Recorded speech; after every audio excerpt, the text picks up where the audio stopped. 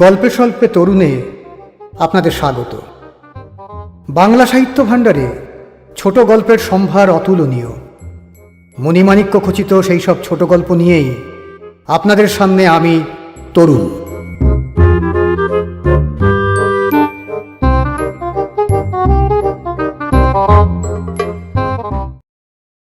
আজকের গল্প ভূত চরিত। রচনা হরিনারায়ণ চট্টোপাধ্যায়।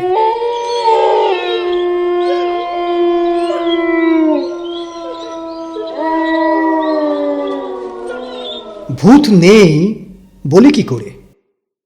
এতদিন বুক ফুলিয়ে বন্ধুবান্ধবদের আসরে সভা সমিতিতে বলে এসেছি, ভূত শুধু মানুষের ভয়ের ছায়া, দুর্বল মানুষের অসুস্থ কল্পনা। ভূতে বিশ্বাসী কয়েকজন বন্ধু তর্ক করেছে, পৃথিবীতে তোমার চেয়ে অনেক পণ্ডিত বিজ্ঞ লোকেরা ভূতের অস্তিত্ব স্বীকার করেছেন, তুমি চিৎকার করে সে অস্তিত্বে ফাটল ধরাতে পারবে না। সবিনয়ে তাদের বলেছি, ভাই, পণ্ডিতদেরও ভুল হয়, বিজ্ঞজনেরা প্রমাদমুক্ত নন। বিখ্যাত চিকিৎসকের ভুলের জন্য কত রোগী খতম হয়েছে, প্রথম শ্রেণীর উকিলদের ভুলে কত নিরীহ লোক ফাঁসির রজ্জু গলায় পড়েছে। তা ঠিক আছে, কাজেই তোমাদেরও প্রমাণ আমি মানতে রাজি নই, যতক্ষণ না আমি নিজের চোখে দেখছি। বন্ধুরা মারমুখী হয়ে উঠেছে। তার মানে তোমার স্থূল দেখাটাই আসল, তুমি নিজের চোখে না দেখ।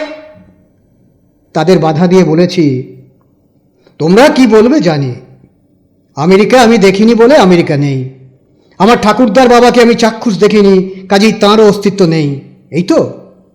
কিন্তু আমেরিকা ফেরত অনেক লোকের সঙ্গে আমার পরিচয় আছে, তারা আমেরিকা দেখেছে, আর ঠাকুরদাকে আমি দেখেছি, তাই বৈজ্ঞানিক কারণে তার বাবাও নিশ্চয়ই ছিলেন। কিন্তু তোমরা কেউ ভূত দেখেছ? এমন কাউকে আমার সামনে হাজির করতে পারো যিনি স্বচক্ষে ভূত দেখেছেন? বন্ধুরা আমার মতো নাস্তিক সম্বন্ধে হতাশ হয়ে তর্ক বন্ধ করেছে। নাস্তিক কারণ তাদের মতে ভূত যে মানে না, ঈশ্বরের অস্তিত্ব সম্বন্ধে তার বিশ্বাস না থাকাই স্বাভাবিক। আমি নিজে কিন্তু কম চেষ্টা করিনি, যেখানে ভূতের গন্ধ পেয়েছি সেখানে ছুটেছি। পোড়ো বাড়িতে, জলা জায়গায়, তেপান্তরের মাঠে, গোরস্থানে, শ্মশানে, কিন্তু ভূতের দেখা পাইনি। এমনি করে স্কুল জীবন কাটল, কলেজ জীবনের কিছুটা। একদিন ক্লাস ছিল না, কমন রুমে বসে গল্প করছিলাম। নানা ধরনের কথাবার্তা, দেশ বিদেশের কথা, চাকরির অবস্থা, সাধারণভাবে মানুষের মধ্যে ধর্মহীনতার প্রসার। শেষকালে শুরু হলো ভূতের কাহিনী। আমার এক সতীর্থ বলল, মানুষ যত সভ্য হচ্ছে, শহরের প্রসার হচ্ছে, ততই ভূত সরে যাচ্ছে। আমি হেসে বললাম, ভূত ছিলই না কোনোদিন, কাজেই সরে যাবার প্রশ্ন ওঠে না। আমার কথা শেষ হওয়ার আগেই গুরুগম্ভীর কণ্ঠ কানে এলো, বলো কি হে, ভূত নেই? চমকে ফিরে দেখলাম একটু দূরে আর একটা চেয়ারে একজন ছাত্র, বয়সে আমাদের চেয়েও বড়, এক মুখ গোঁপ আর দাড়ি, চোখে পুরু পাওয়ারের চশমা। জানতাম ছাত্রটির নাম আনন্দমোহন, দর্শনে এমএ পড়ে। ভূত দেখবার সাহস আছে? দলের সবাই চুপচাপ, কেবল আমি বললাম, হ্যাঁ আছে। আনন্দমোহন চেয়ারটা টেনে আমার পাশে বসল, অনলবর্ষী দৃষ্টি দিয়ে কিছুক্ষণ আমাকে দেখল, তারপর বলল, কিছু হলে আমাকে দায়ী করতে পারবে না। হেসে বললাম, নিশ্চিন্তে থাকুন, আমি সাবালক, আপনার কোনো দায় থাকবে না। বেশ, শোনো তাহলে, ক্যানিং লাইনে চেপে চাপাটিতে নামবে, ভালো নাম চম্পাহাটি। সেখান থেকে 2 মাইল দূরে খালেশ্বরীর মন্দির, তার পাশেই শ্মশান। অমাবস্য রাতে সেই শ্মশানে গিয়ে রাত কাটিয়ে ফিরে আসতে হবে, অবশ্য যদি তোমার বরাতে ফিরে আসা থাকে। এরকম ভয় দেখানো কথা আগেও অনেক শুনেছি। অন্য শ্মশানে অন্ধকারে রাতও কাটিয়েছি, কিছু দেখতেও পাইনি, আবার কোনো ক্ষতিও হয়নি।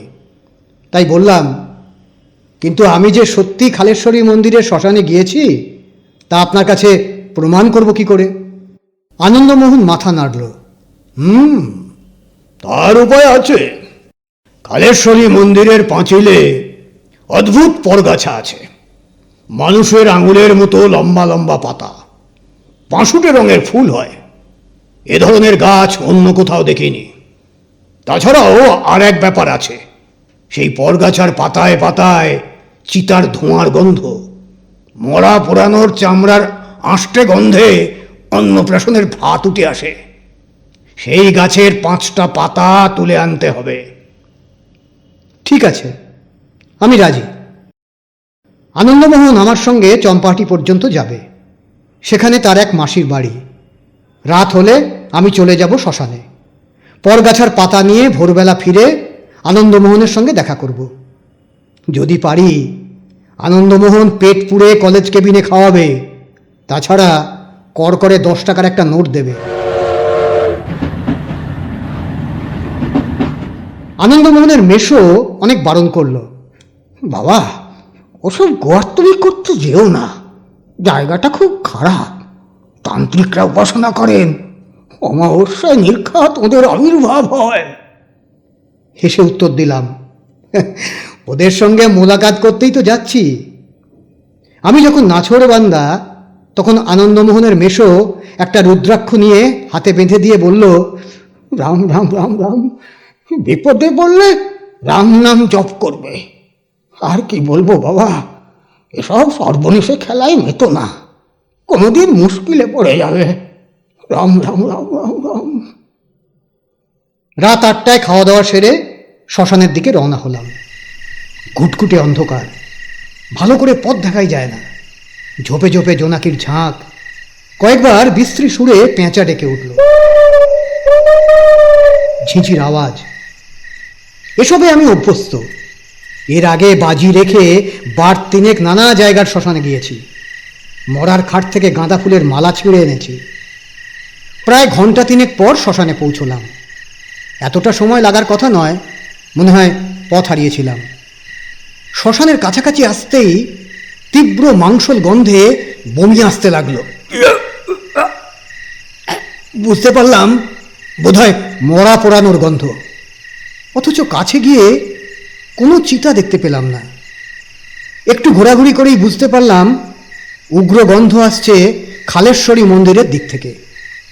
কাছে গিয়ে টর্চ জ্বাললাম, গন্ধের জন্য নাকে রুমাল চাপা দিলাম।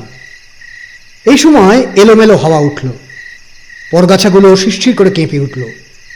কি আশ্চর্য, ঠিক যেন হাতের আঙুল নেড়ে আমাকে কাছে ডাকছে।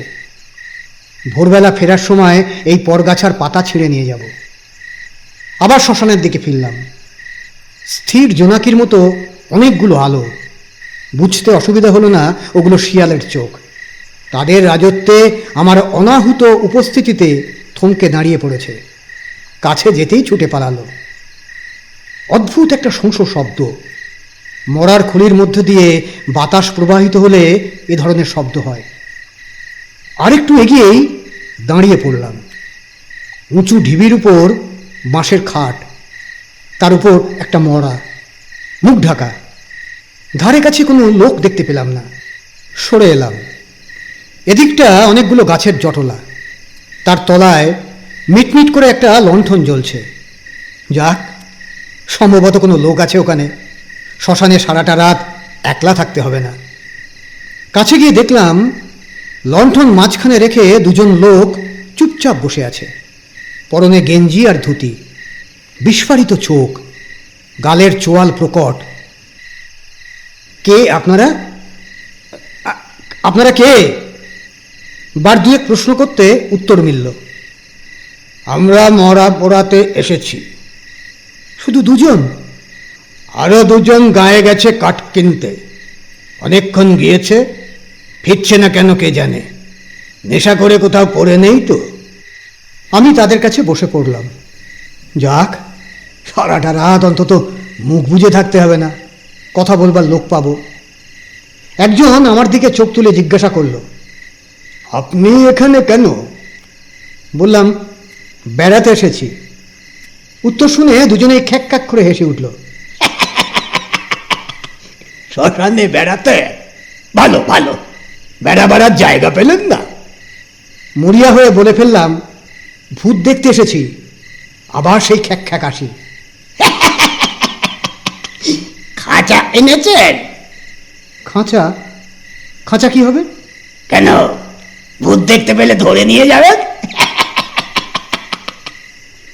বুঝলাম ঠাট্টা করছে, কোনো উত্তর দিলাম না। কিন্তু কতক্ষণই বা চুপচাপ করে থাকা যায়। একসময় জিজ্ঞাসা করলাম, আচ্ছা, কে মারা গেলেন? আমাদের দাদা। আবার চুপচাপ। কিছুক্ষণ পর একজন আরেকজনকে বলল, এত মুশকিল হলো, কতক্ষণ এভাবে বসে থাকবো? এত দেরি তো হবার কথা নয়, চল একটু এগিয়ে দেখি। লণ্ঠন তুলে নিয়ে ওরা উঠে দাঁড়ালো। আপনি বসে বসে শ্মশানে হাওয়া খান মশাই, আমরা গাঁয়ের দিকে একটু এগিয়ে দেখি। বসে বসে দেখলাম লণ্ঠনের ম্লান দীপ্তি গাছপালার আড়ালে ঢাকা পড়ে গেল। হাওয়ায় গড়াতে গড়াতে পায়ের কাছে কি একটা ঠেকলো। হাতে করে তুললাম, নরমুণ্ড। কি আশ্চর্য, হাতে করতেই যেন নড়ে উঠল, জীবন্ত বস্তুর মতো। মাটিতে ফেলে দিতেই আবার গড়িয়ে গড়িয়ে চলে গেল। বুঝতে পারলাম মনের ভুল। মনের ভুল না মনের ভয়? ভয় ঝেড়ে ফেলার জন্য উঠে দাঁড়ালাম। হাঁটতে হাঁটতে ডোবার ধারে গিয়ে হাজির হলাম। ধারে একটা হিজল গাছ, তাতে হেলান দিয়ে বসলাম। বোধহয় তন্দ্রা এসে গিয়ে থাকবে। গায়ে ফোঁটা ফোঁটা বৃষ্টি পড়তে চমকে জেগে উঠলাম।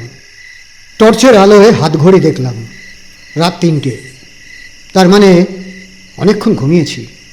আর ঘন্টাখানেক। 4টের সময় এখান থেকে রওনা হলে 6টা নাগাদ আনন্দমোহনের মাসির বাড়ি পৌঁছে যাব। তার আগে পরগাছার পাতাগুলো ছিঁড়ে নিই। আবার মন্দিরের কাছে এলাম। হাত বাড়িয়ে পাতা ছিঁড়তে গিয়েই বিপদ। কিছুতেই ছিঁড়তে পারলাম না। কি শক্ত পাতা! শুধু তাই নয়, মনে হলো কি যেন আমাকে ধাক্কা দেবার চেষ্টা করছে, বাধা দিচ্ছে, কিছুতেই পাতা ছিঁড়তে দেবে না। মনে পড়ে গেল পকেটে ছুরি আছে। ছুরি বের করে 5টা পাতা কেটে নিলাম। ঠিক মনে হলো মানুষের দেহের উপর যেন ছুরি চালাচ্ছি। তারপরই অবাক কাণ্ড, কাটা পাতা থেকে টপ টপ করে রক্ত ঝরে পড়তে লাগলো। রক্ত মানে লাল রঙের রস। পাতা 5টা রুমালে বেঁধে শ্মশানে ফিরে এলাম। মিটমিট করে লণ্ঠন জ্বলছে, তাহলে লোকগুলো বোধহয় ফিরে এসেছে। লণ্ঠনের কাছে গিয়েই চমকে উঠলাম। সারি সারি 3টি খাটিয়া, কিন্তু লোকজন কোথায়? এরা এলোই বা কখন? টর্চের আলো ফেললাম খাটিয়ার উপর। তারপর মনে হলো পিঠের শিরদাঁড়া বেয়ে ঠান্ডা একটা শিহরণ। আমার সমস্ত শরীর টলতে লাগলো। এ কি করে হলো? 3টে খাটিয়াতে এক মরা, এক বয়স, এক রকম দেখতে। লণ্ঠন নিয়ে যে দুজন বসেছিল, এখন মনে পড়ল তাদেরও দুজনেরও এরকম চেহারা। সেই চেহারা খাটিয়ার উপর। এবার বুঝতে পারলাম বেশ একটু ভয় ভয় করছে। কোনো যুক্তি দিয়েই মনকে বোঝাতে পারলাম না এরকম কি করে হতে পারে। শ্মশানে থাকতে সাহস হলো না। চম্পাহাটির দিকে রওনা হলাম। পিছন ফিরতেই মনে হলো কারা যেন খ্যাক খ্যাক করে হেসে উঠল। নাকি সুরে বলে উঠল, কাঁচা এনেছেন? কাঁচা ভূত নিয়ে যাবেন কিসে?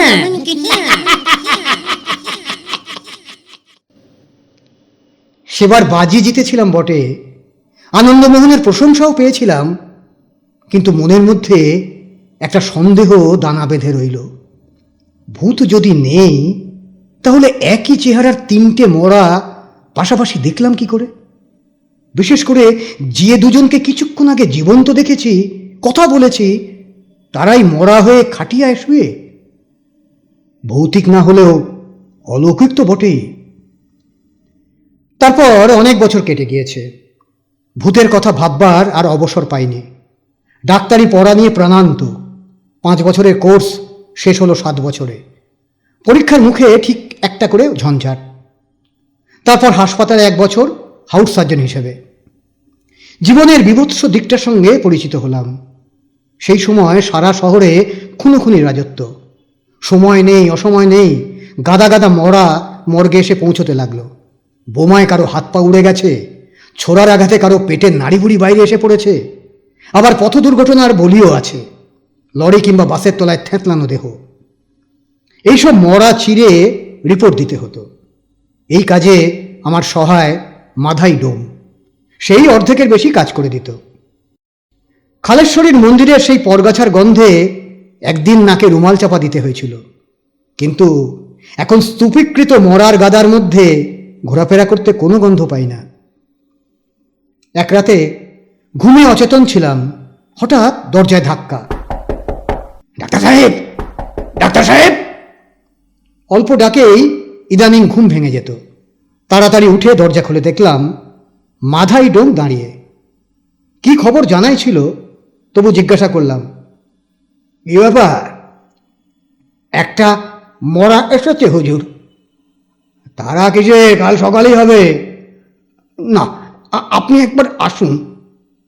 আশ্চর্য লাগলো, মাধাই ডোমের এত আগ্রহ দেখিনি এর আগে। পোশাক বদলে মর্গে চলে এলাম।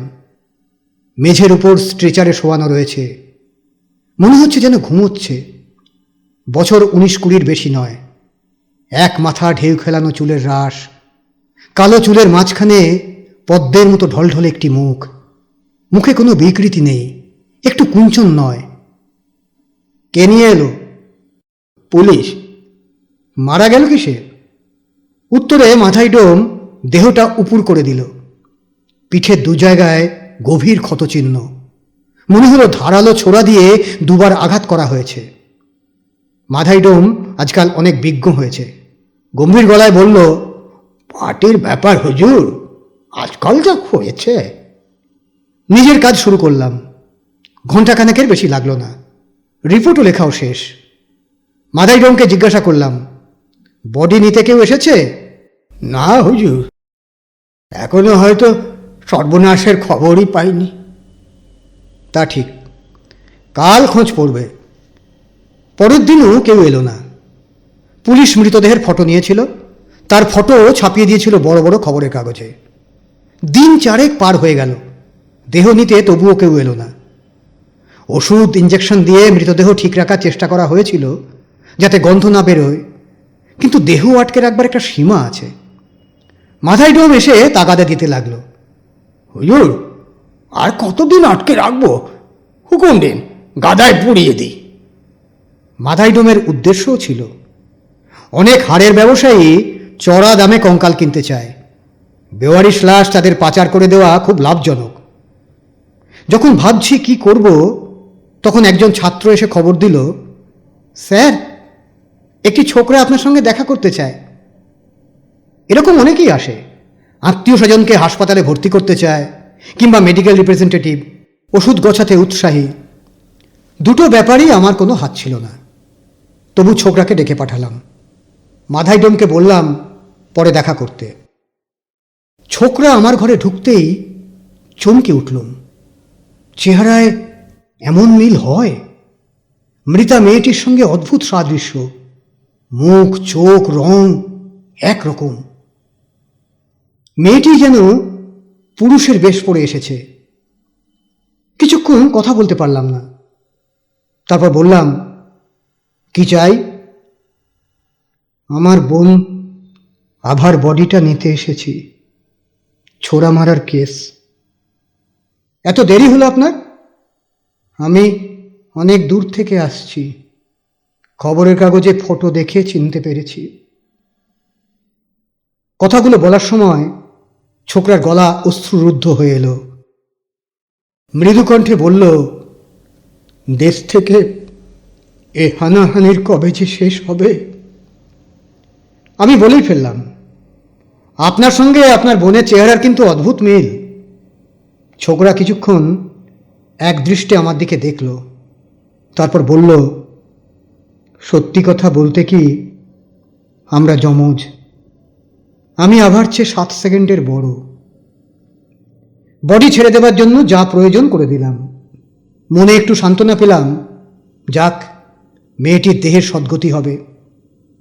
ব্যাপারটা ঘটল ঠিক পরের দিন। কোয়ার্টার থেকে বের হয়ে হাসপাতালে ঢুকছি, মাথায় ডোমের সঙ্গে দেখা। হুজুর, আর একজন লাশের খদ্দের এসেছে। কে? কোন লাশের? সেই ছোড়া মারার কেস হুজুর, অল্প বয়সী মেয়েটার। বলিসনি কাল তার ভাই লাশ নিয়ে গিয়েছে? বলেছি হুজুর, ভদ্রলোক একবার আপনার সঙ্গে দেখা করতে চান। বিরক্তিকর। বললাম, আসতে বল। ভদ্রলোক ঢুকল। প্রৌঢ়, মাথায় কাঁচা পাকা চুল, চোখে বেশি পাওয়ারের চশমা, খুব গম্ভীর চেহারা। আমি বললাম, আপনি এই ডোমের কাছে শোনেননি? হ্যাঁ, শুনেই তো আপনার কাছে এসেছি, সত্যি কথাটা জানতে। এ আর সত্যি মিথ্যে কি? ভাই এসে লাশ নিয়ে গিয়েছে, যমজ ভাই। সামনে রাখা চেয়ারে ভদ্রলোক বসে পড়ে বলল, যমজ ভাই মানে অঞ্জু এসে বডি নিয়ে গিয়েছে? নাম মনে নেই, খাতায় লেখা আছে, দেখতে পারেন। আচ্ছা, আপনি কে? আমি আভার বাবা। বাবা? হ্যাঁ, চাকরি থেকে অবসর নিয়ে রেবতীপুরে থাকি। রেবতীপুর অজপাড়াগা, বর্ধমান থেকে 30 মাইল। আমার মেয়ে আভা এখানে কি করতো আমি জানি না, আমার সঙ্গে যোগাযোগ ছিল না।